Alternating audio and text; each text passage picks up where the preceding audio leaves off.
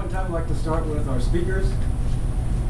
Ted Tzeng, originally from Pennsylvania. Ted has been a Colorado resident for over 16 years. He manages a technology division for a technology company in Littleton.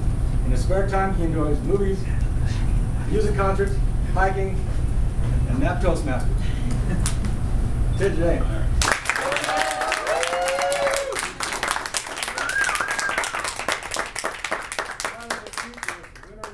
Chicken dinner. Nice. Winner, winner, chicken dinner. This is an expression that can be traced back to 1960s Las Vegas, when casinos used to offer a 3-piece chicken dinner for just under $2. At the time, a standard wager at the blackjack tables was also $2. So if you won at blackjack, you win a free chicken dinner, which, as all of us know, is the gold standard for free dinners. Fellow Toastmasters, guests, I'd like to share with you some of the strategies, the top secret strategies, for winning at blackjack so you too can win your free chicken dinner. There are 3 areas of these strategies: finding the right table, playing the game, and leaving the table. So is everybody ready? Yep. Okay. Let's imagine you're at a popular casino with a cornucopia of table games. You've been studying your blackjack book and you have an adequate bankroll for your gambling adventure, which should be approximately 50 times your base bet. So as you're walking towards the blackjack aisle and you're studying the tables, you should find a table with standard rules. These rules are going to offer you the best odds, which are 1 to 2% in favor of the house. Now these are the best odds that you're probably going to find out of most table games. The rules are going to be clearly stated on the tables. So look at all the different tables and find blackjack pays 3 to 2, insurance pays 3 to 1, and dealer stands on all 17s. Next, find your dealer. Now this is not a time to be politically correct.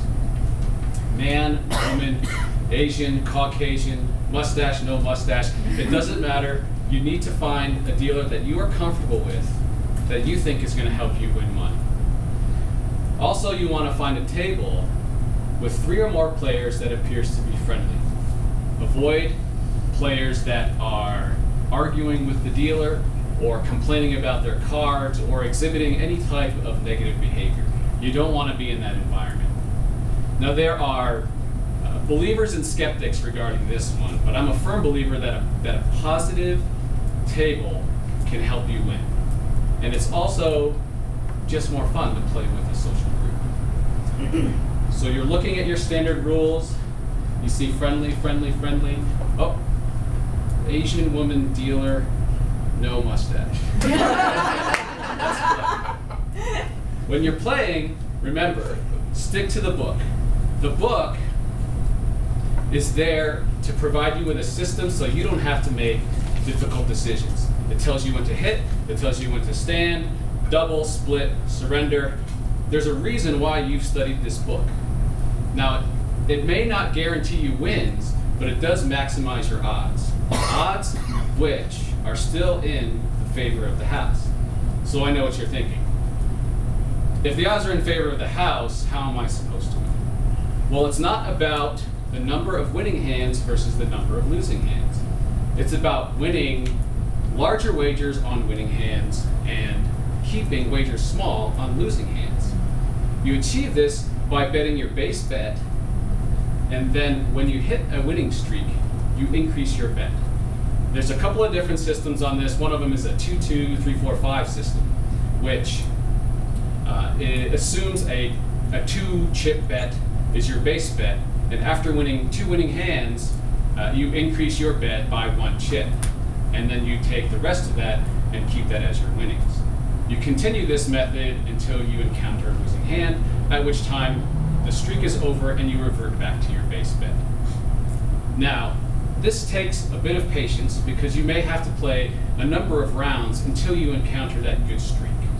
But that's when you make your money. It's a lot like fishing in the sense that you spend most of your time casting and waiting for the fish. But sooner or later, you catch a fish. So sooner or later, you're going to catch that winning streak. But be careful.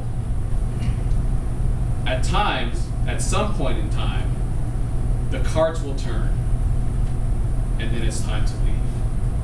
You'll hear many stories about players who win big, but then give it all back.